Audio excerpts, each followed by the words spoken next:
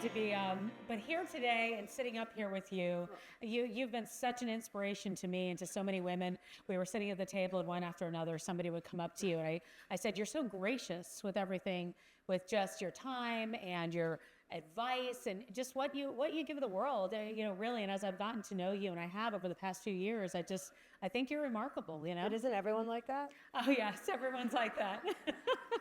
Well, we're so glad you are. You were recently named to the Time 100 list of the 100 most influential people. You're a mentor to so many. It's remarkable. It is remarkable. That was a cool one, I'm not going to lie. So I got a shout out from Snoop Dogg, just saying. I mean, that's really cool. That was cool. Who has been influential to you in your life, Bobbi? I mean, there's been so many people. I've never had like a mentor, but I've, between my parents, my mother, my Aunt Alice, my Papa Sam, my husband, now my kids. So, yeah. That's wonderful. I mean, I think when you got that, when you were named one of the most influential, what did that feel like? I mean, it's a biggie. It's a biggie. It's a biggie. And it was really fun, really cool. And, once you get these awards, every time they introduce you, they say that. Yeah. So it's like, okay, that's cool. Oh, I should have said that. Yeah, right? No. I mean, it's become part of it. So you got to let some of them go. Okay. I'm still in the New Jersey Hall of Fame. I'm proud of that too. That's right up there, my friend. I read your book, Still Bobbi, and there's so much of it that I love, and really, it's like I learned from it. It felt like it spoke to me. It feels like it was just something that this is the time. But why was it the time for you to write this book? It really wasn't the time. I did not want to write a memoir, and someone knocked on my door, a friend of a friend who was an agent, and said, I want to do your story. And I'm like, I don't want to write a memoir. I'm not ready. I'm not old enough. Because, we have to write your story because you have so much to teach and tell. Mm-hmm. And then you started writing it and working on it, and I realized it's a memoir, right? I start with my grandpa, and I go all the way, to my granddaughter. But I have to say, there are so many lessons in it too. Like I do believe that there's a, we've talked about this before, but you use the word blueprint. I think there's a blueprint in there that I read. I didn't have a blueprint when I kind of started as a, with the side hustle and makeup. I was a freelance makeup artist. I was married. I moved to the suburbs and I was in the fashion industry. No one did that back then. Like you didn't show up at a Vogue shoot and say, I got to go because the bus to the suburbs is waiting for me. But I did it, and I've always figured things out. Like that's the only way that I do things. I'm like, oh, let me try that. And I've got my team from Jones Road, and by the way, yes, they don't get out much. So thank you guys for coming. And they're like, when you're in corporate, everybody comes. So thank you for coming, and now you see what I do when I'm not there. What does Still Bobbi mean to you? Well, when I was writing the book, I had a couple ghostwriters, but I was telling all these cool stories because I've had this like bizarre, interesting life where one day I'm, I don't want to sound like a name dropper, but I am talking about the book. I'm at Mick Jagger's for dinner, and another day I'm doing this, but then I leave there and I'm still Bobbi. I come home through the Lincoln Tunnel and take all my fancy things off, and I was where I'm most comfortable, which is being myself. Do you think that that's helped you not have fear? I mean, you've done so many incredible things, from makeup artists to 2 global beauty brands. Is that what kept you grounded, so you didn't, fall into some traps that people fall into? Well, right? I like to be grounded. Yeah. It's the Aunt Alice in me, and if you read the book, you'll read about my Aunt Alice, who's 94, and is going to interview me on stage in Chicago at her retirement community. Wow, which that's I'm so great. excited. Yeah, I'm very excited about that. So, I grew up grounded. I married someone that when I come home, he doesn't really care what I did all day. That's fabulous. He just wants to know what's for dinner. Okay. So where are we going? Are we getting takeout? So I like to surround myself with grounded, normal people. That keeps you in the right place, in the right frame of mind for all the other things. And it keeps me comfortable. Like it's, find out what your comfortable is and do that. I think it's such incredible and necessary advice. Is there a daily habit you swear by in all of this? You have days, like you said, that go from one thing to another. I know that, you've got the book is coming out next Tuesday. You have been on a whirlwind. I spoke to you earlier this week, and I don't know if you ever went home and slept or did anything. You've just been going. No, I go home and sleep. And today I did get up at 3:50 because I had to be up at 6. And, I didn't look at my Oura ring to see how many hours. I'm going to look tonight because I feel okay. So I think, just having a positive attitude, it's so easy for me to say, oh my God, I have to do all these things. Yeah. But I realize I get to do these things. That's the word. So it's really the attitude. That's the word. I get to do these things. It's what we have to remember and remind ourselves. Yeah. Is there a way you've learned to deal with change? I don't know that change ever comes easy, right? But I know that you have learned to deal with it, whether it's by choice or by chance. Well, I actually love change, because it gives you a fresh start. Certainly when I left my big brand, that change was not exactly an easy one. That was the hardest time I went through. But, starting a new brand is exciting. So, that was the best kind of cure for me to get over. The old brand was, I'll just start a new one. When we just heard the young woman there saying, like, she's done it again. What is that? What do you hear when you hear that? I'm like, yes, she has. It's remarkable. And who knows what I'm going to do, after this. I mean, I have no idea. Okay. I don't know, I know what I'm doing through the middle of November. That's about it. Still Bobbi. Yeah. Still Bobbi. You have been, and it's been mentioned a few times here today, such a powerful supporter of Dress for Success for years. What first drew you to this mission in the 90s? Because it was just getting off the ground in the 90s, right? So when I first heard about Dress for Success, I think there was one person, Nancy Lublin. I read an article. I called her, and I read or she told me the story of her Poppy Max gave her $5,000 and said, do something good with this. And she started Dress for Success. And so I said, okay, what can I do to help? And so I started helping. And then eventually I joined the board when Joy was the CEO. And, it was such an incredible experience. And when I walked in today, I looked at the back of a woman and I screamed her name, Zoe. Would you stand up, Zoe? Where are you, Zoe? Who changed my life.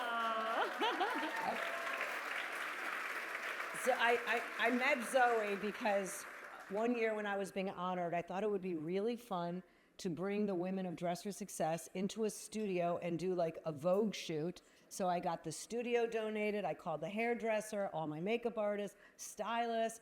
We did the whole thing. The music's going, and I remember I'm looking at Zoe, and and I went up to her, and I'm like, why are you in such a good mood? You've been through so much. And she just said, I am the luckiest person alive. I got through this, I'm doing this. And I'll never forget that.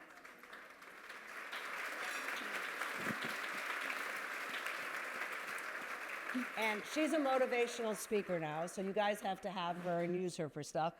And then she was walking out, and I said goodbye, and she had this Louis Vuitton bag.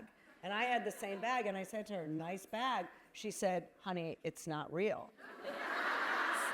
So I went home, and I sent her my real one, and she still has it. But honestly, like, these are the things, that bring me joy, all right? They really do. I love helping people, and I love seeing people help themselves and then help their people, and that's what Dress for Success is about. It really is what it's about. I saw you reach out to her, and she goes, I know that voice. And she turned around and just grabbed you. I mean, that's what we're all here for, right? Those relationships and those connections. And she gave me as much as I gave her. And anyone that volunteers for Dress for Success, you understand what that's like. Absolutely. You have raised 3 incredible sons while building an amazing career. How has raising them shifted your perception on men championing women? Well, you could ask one of their wives who's here. Yes. Hopefully I've taught my boys how to respect their wives, how to help their wives. I can't believe that Cody takes out the garbage, the trash, and does the lawn. Being a Jewish mom, I never had them do anything. It was easier to do it myself. I was the one bringing out the trash, and but I think their wives have helped them. But I'm really proud that they're nice young men. A lot of people come up to you and ask you about navigating career pivots. Is there advice you would give somebody? Reinvention is something we talk about a lot these days, right? It's an easy word, but might not be so easy for somebody to kind of navigate that change. I know that you're asked that a lot. You have inspired a lot of women to say, hey, maybe I can do that too. Is there some advice you can give to women out here that might be listening, saying like, you know what? Maybe I want to do one of these pivots at some point. Well, first of all, there's a couple things. You have to think of the reality of a paycheck. How, can you not work for a minute, or should you do something while you're working? And just start to think, am I happy? Because it's really about being happy. Are you happy what you're doing? Do you like the people? Is this bringing you joy? And then think what would bring you joy. And then just start kind of figuring it out. I was forced to make a decision because when you read the book, I either quit or got fired. You could make the decision, I got fired. But anyways, so I had to deal with it. You left what you were doing. And so, there's a lot of things involved, and, just try to find what you love. And I think it's important to note that, when you see somebody here, what it took to get there, because you're very open and raw and real and authentic about it wasn't easy right away, even for you, having built the first global brand to not be there anymore and try to figure out what's next, right? It wasn't about the money. Like, I was in a different position than a lot of people. I didn't have to, worry about the money, but I had to worry about what I was going to do with my time. I had been working, for the last 30-something years with a calendar that was booked every second. I was on a treadmill. I couldn't get off, and all of a sudden I fell off the treadmill. And it's like, what do I do? What do I do now? I felt like George Bush when he went into a grocery store and said, oh, what is this thing that, I'm like, oh, it was fun going out there. So. Yeah. In a very competitive industry, you have managed to stay very authentic and true to yourself, and you know who you are. And I don't think that that's always so easy.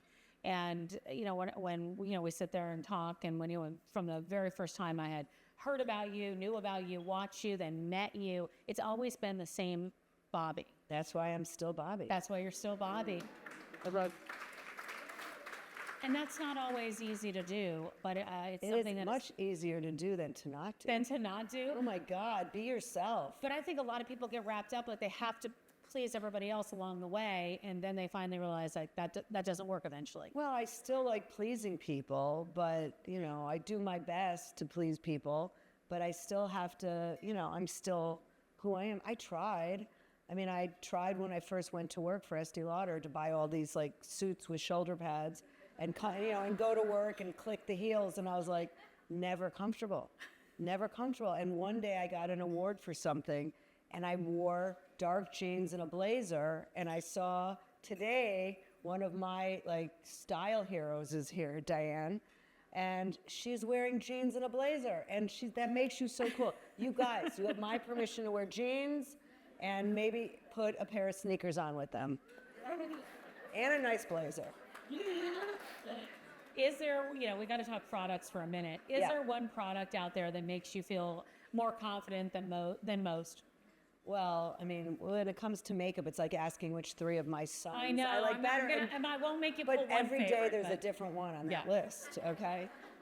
One of them this morning reached out and asked me how I was, if I was doing okay. So he's my favorite. Nice, I won't tell you which one it was. But product-wise, look, I need one of the concealer sticks under my eyes because the older I get, I just look tired because I probably am tired. But also the Miracle Balm, but I can't live without the foundation.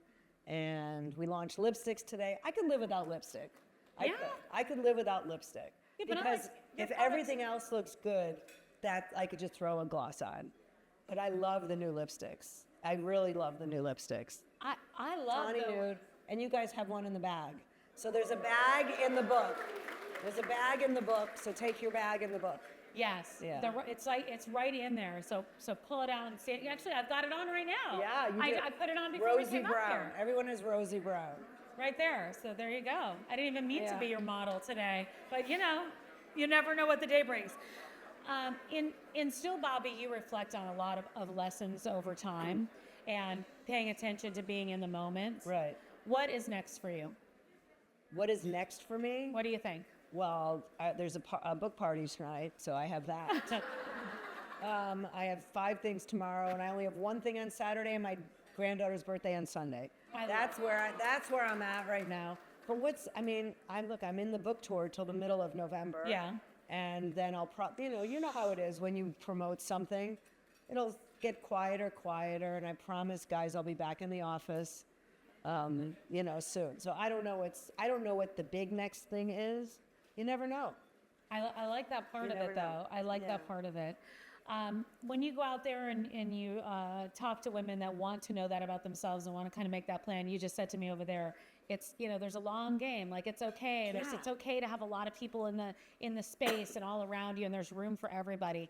And I think we forget that. We've got social media. We've got all this stuff going in front of our face all the time. But there is quite the calmness about you, and I read it throughout the pages of the book, that makes me, that looks at you and go, oh, it's all going to be okay. Yeah, and if it's not okay, you have the ability to shift and do something else. And, everyone is in a rush. Every founder in this room, or any founder that calls me like, I need advice. I just got a series A, B, whatever. And I'm like, guys, calm down. Like, just calm down. Don't be in a rush. Like, building a brand is like having a baby. You have to get to know the baby. You've got to nurture the baby. You've got to grow the baby. And then you got to make sure the baby's okay. Yeah. But it's kind of the same thing. So you just, anything that matters is hard work, and you actually have to spend time nurturing it. Well, I want to thank you for what you do for women. I love the fact that you have real women in your campaigns, women, that are midlife and in 40s, and I look at 30s and 30s. And I think we all see ourselves in who you have representing your line. There's something really important about that, especially with you in a place of leadership. Dress for Success is all about, lifting women up, so they can find their highest point in their confidence and moving forward. Advice for other people out there in positions of leadership that are trying to do that, lift people up. I think, first of all, everyone has different styles in leadership. It's a question someone's asking me, what's my style? And everyone at the table said, I'm very direct, which is, it's not a bad thing. I'm direct. You ask me a question, I answer it. If I don't like it, I'll tell you. And if I think it should be something else, and, you have the ability, the people that work for me, to tell me if they don't agree with me. Mm-hmm. Like, I allow them to tell me this and have a discussion, which my daughter-in-law and I often have these discussions, and it's, we're 2 strong women, but we figure out how to do the right thing. So I just think that you're always a role model for somebody. Yes. So it's really good, first of all, to, even if you hate what they're doing, just be nice, right? Just be nice. Just be nice. Well, you've been a role model for so many and continue to be. Bobbi, thank you. It's an honor for me to sit here with you. Thank you. Thank you. Remember to get your books. Thank you.